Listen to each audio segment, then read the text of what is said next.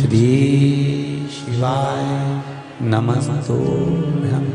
शंकर भगवान की जलाधारी में से पानी नीचे बहता, जैसे ये गोल जलाधारी है, ये शिवलिंग है, यहाँ से पानी नीचे बहता है। जब विशेष दुख वाली बात आ जाती है या कोई तकलीफ खड़ी हो जाती है, बहुत बड़ी अगर कोई तकलीफ खड़ी हो जाती है, तो शिवलिंग के स्पर्श की जगह जहाँ से पानी बहता है जाता है, ये गोल, और यहाँ से जो भगवान के चरण है जहाँ से पानी नीचे गिरता है, समझ रहे हो ना सब लोग? उस स्थान पर अपनी जो ये हथेली होती है, इस हथेली को कुछ देर लगा लिया जाता है। कौन सा स्थान? जहां से शिवलिंग पर जल चढ़ा, ये जलाधारी में गोल घूमा, घूम के जहां चरण से नीचे जाता है, वहां कुछ देर के लिए इस हथेली को लगा लिया जाता है। अपनी हाथ की, सीधे हाथ की हथेली को लगाया जाता है। और देवाधिदेव महादेव का या तो पंचाक्षर मंत्र या षडाक्षर मंत्र या श्री शिवाय नमस्ते, इस मंत्र का या महामृत्युंजय मंत्र का स्मरण करते रहते, और दिल की बात भगवान शिव से कह दी जाती है। हृदय से कहकर 2 दिन, ज्यादा से ज्यादा 3 दिन, ज्यादा से ज्यादा 5 दिन, बस 6ठे दिन की जरूरत नहीं पड़ेगी, बाबा रास्ता खोल देगा और कार्य सफल कर देगा। दिल की बात कहो शिव से, अपने दिल की बात कहिए बाबा से, और जब दिल की बात कहोगे, हृदय की बात बाबा से कहोगे, तो बाबा सुनेंगे। निश्चित है की कथा कहती है कि शंकर भगवान के शिवलिंग से लेकर जलाधारी में कुछ स्थान ऐसे हैं, वहां पर हमारा मात्र स्पर्श कर अपने दिल की बात कह देने पर भी कार्य सफल हो जाता है। तुम जल चढ़ाओ मत चढ़ाओ, तुम बेलपत्र चढ़ाओ मत चढ़ाओ, तुम धतूरा चढ़ाओ मत चढ़ाओ, पर दिल से अगर तुमने कहा तो उसका फल मिलेगा। शुक्ल पक्ष की 9वीं तिथि, तो बेलपत्री, दोनों में पीला चंदन, बीच में लाल चंदन, और जो अशोक सुंदरी वाली जगह है, उस अशोक वाली सुंदरी वाली जगह पर डंडी का भाग जहां से पानी बहता है, वहां लाल चंदन का भाग नीचे की ओर शिवलिंग से टच करता हुआ लाल चंदन का भाग, और दोनों चंदन, पीले चंदन के भाग बेलपत्री के उस अशोक सुंदरी वाली जगह पर रखकर मन कामना से, शरीर में अगर कोई रोग हो गया जिससे चमड़ी सफेद पड़ रही हो, या काया कोई जगह जगह पर खाज हो गया, या कोई सोराइसिस जैसी बीमारी हो गई है, तो शिव जी पर उस जल को समर्पित कर कर उस बेलपत्री का जो पानी है वो लेकर आए, शरीर में उस स्थान पर लगाना प्रारंभ करें। धीरे धीरे लगभग 15 से 20 दिन तक अगर क्रम करा और श्री शिवाय नमस्तुभ्यं का जाप किया, ये निश्चित है काया अपने रूप में आना प्रारंभ हो जाती है, निश्चित। पर प्रयास करना सोमसूत्र वाला स्थान, प्रयास उच्चारण एक ही करना है आपको उस समय पर जल चढ़ाते समय, षडाक्षर मंत्र का उच्चारण। कभी मौका मिल जाए, विवाह शादी में देरी हो रही हो, या कोई नया कार्य चालू कर रहे हो उसमें देरी हो रही हो, या कोई सर्विस के लिए, नौकरी के लिए जा रहे हो और वो कार्य नहीं हो रहा हो, तो एक धतूरा, केवल एक धतूरा, उस धतूरे को फोड़कर उसके अंदर का फल निकालकर उस फल को शिवलिंग पर चढ़ाकर 1 लोटा जल शंकर भगवान को समर्पित कर। दिन होना चाहिए मंगलवार। कौन सा दिन होना चाहिए? जम के बोलो जरा, मंगलवार समर्पित करो। उसके बाद में आप विवाह के लिए अगर समर्पित करे हैं तो विवाह में देरी नहीं होगी, व्यवसाय और व्यापार के लिए या नौकरी के लिए समर्पित करे हैं तो उसमें देरी नहीं होगी। डिब्बी लो, काशी विश्वनाथ का नाम लो और 21 बार उतारो, और उतारकर किसी पेड़ के नीचे तक खड्डा खोदकर उसको दबा दीजिए, आपका काम यूं सफलता की ओर बढ़ना चालू हो जाएगा। शनि की कुदृष्टि समाप्त, 7.5 ढैया समाप्त, परेशानी। शनिवार के दिन जो पीपल के वृक्ष में सरसों के तेल का दीप लगाता है, उस को शनि कभी परेशान नहीं करता। एक बात हमेशा ध्यान रखिएगा, मान लो अगर कोई भारी रोग ऐसा शनि महाराज के कारण हो गया हो, अच्छे काम करते करते उल्टे हो रहे हैं, होते हैं किसी किसी के साथ में, विपरीत परिस्थितियां आ जाती है, अच्छा करने जाओ बुरा हो जाता है, अच्छा कर्म करने जाओ बुरा हो जाता है। तो पीपल के वृक्ष की जो छाल होती है, छाल देखिए, पीपल के वृक्ष में जो छाल लगी होती है, उस छाल को घिसकर चंदन बनाकर भगवान शंकर का स्नान कराकर, अभिषेक कराकर, पूजन कराकर, पूजन कराने के बाद में पिपलेश्वर महादेव का नाम लेकर, कौन से महादेव? पिपलेश्वर महादेव का नाम लेकर वो जो घिसी हुई छाल होती है, उस छाल का तिलक भगवान शंकर को लगा लो और उसी का थोड़ा सा भाग अपने कंठ पर, मस्तक पर लगाना प्रारंभ कर दो। धीरे धीरे जो विपरीत दशा है वो सुधरना प्रारंभ हो जाती है। पर नाम याद रखना, पिपलेश्वर महादेव का। वो भी शनिवार के दिन पीपल के वृक्ष की पूजन करेगा, दूध चढ़ाएगा या मिष्ठान का भोग लगाएगा, लक्ष्मी और नारायण उसके घर में प्रवेश कर जाएगा। लक्ष्मी और नारायण उसके घर में प्रवेश करेगा, इसलिए नियम बनाया। कौन से दिन का?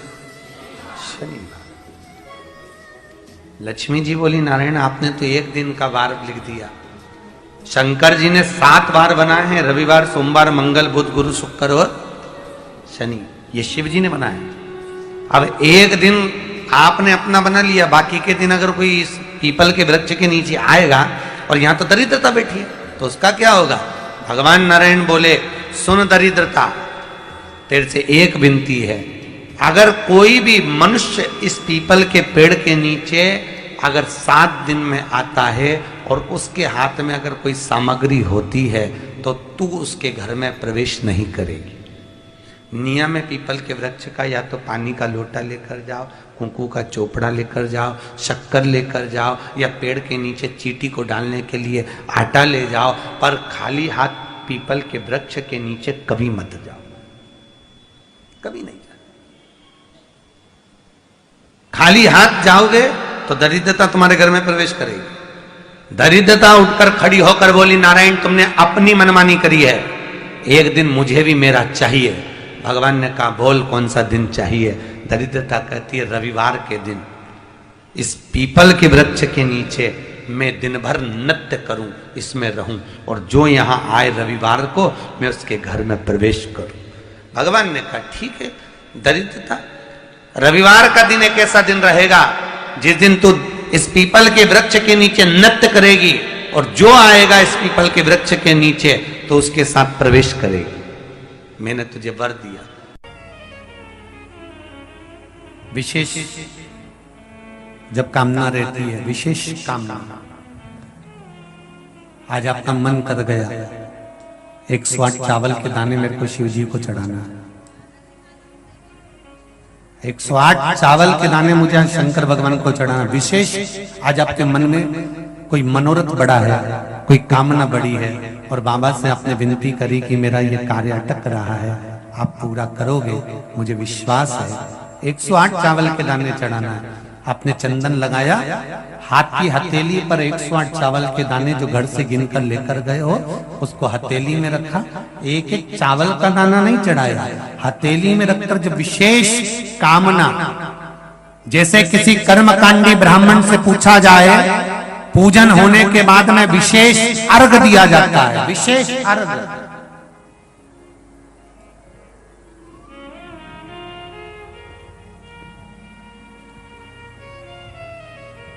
उसी तरह विशेष कामना के लिए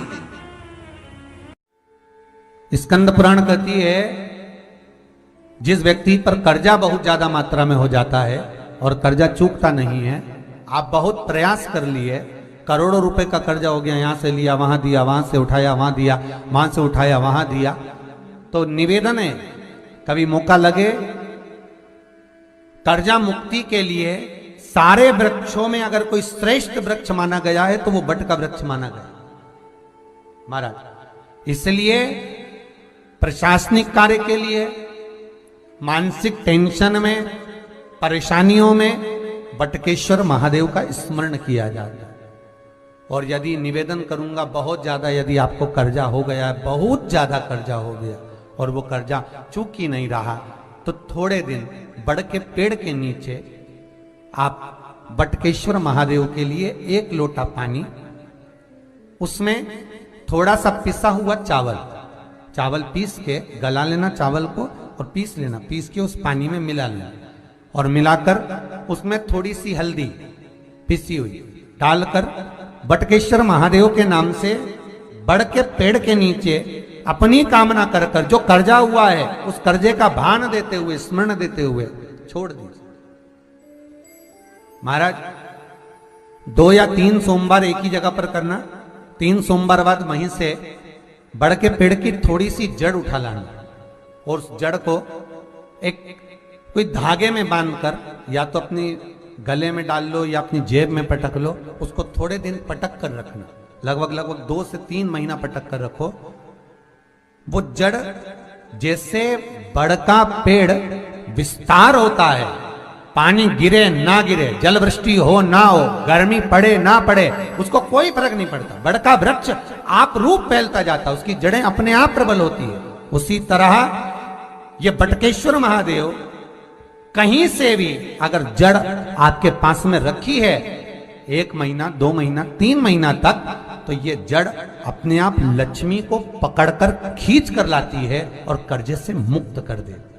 बटकेश्वर महादेव का स्मरण सुख का देना हो। बटकेश्वर महादेव, जो व्यक्ति पथभ्रष्ट होता है, जैसे मदिरा के नशे में पड़ गया, कहीं जुए में पड़ गया, कहीं मांसाहार में पड़ गया, कहीं व्यसन में पड़ गया, कहीं गलत काम में अगर कोई जा रहा है, तो श्रंभेश्वर महादेव के नाम से काली तिल भगवान शिव को समर्पित करी जाती है।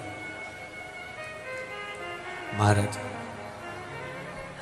काली तिल को वापस उठाकर ले आते हैं, उसी काली तिल को जो मदिरा का नशा करने वाला होता है या जो गलत व्यसन में डूबा हुआ होता है, उसको वो सुबह के समय अगर नहीं खाता तो भोजन के साथ उसको दिया जाए। श्रंभेश्वर महादेव। एक बेलपत्री का भी बहुत अच्छा प्रयोग है श्रंभेश्वर महादेव का, मदिरा पीने वालों के लिए, मांसाहार व्यसन में, जुए में, वेश्यावृत्ति में, पर नारी में, गलत जगह पर जो डूबे रहते हैं उनके लिए। पहले की कथा में उसका वर्णन किया है बेलपत्री का। श्रंभेश्वर महादेव, एक बार सब बोलेंगे, कौन से महादेव? श्रंभेश्वर महादेव। फिर जम के बोल लो एक बार, श्रंभेश्वर महादेव। जब हमारे घर में क्रोध बढ़ता है या कोई गलत कार्य में जाने लगता है, तो श्रंभेश्वर महादेव का हमें शरणागति लेना चाहिए, श्रंभेश्वर महादेव का पूजन करना चालू